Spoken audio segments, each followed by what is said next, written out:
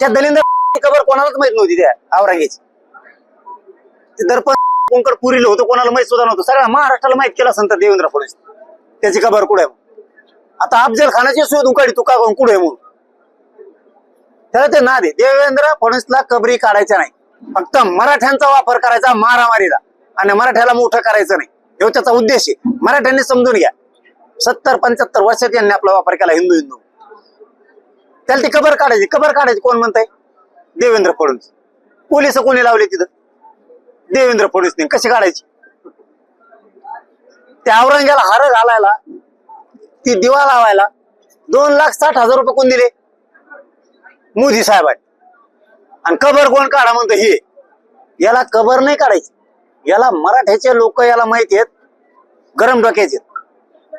यांना भेडवा दंगलीत म्हणजे केशी करून गुतून टाकू यांना.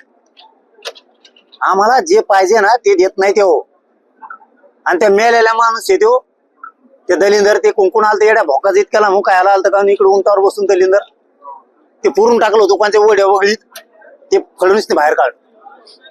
मराठ्यांनी शाने राहा, आपलं एकजूट राहा. ज्यावेळेस आपलं खरं धर्मावर संकट आहे ना त्या टायमाला माना आणि छाती ठोकपणे लढणारे मराठीचे. पण आज रोजीरोटीची गरज आहे, फडणवीस ती देत नाही आपल्याला. धनगराला आरक्षण देत नाही, मायक्रो ओबीसीला आरक्षण देत नाही, नुसता वापर करतो. सगळ्या जातीने फडणवीसला वळ केलं. किती गोड बोलून किंवा कांड करतो. म्हणजे क्रूर आणि सूड भावनेनं वागणारा माणूस जर महाराष्ट्रात कोण असेल तर ते देवेंद्र फडणवीस.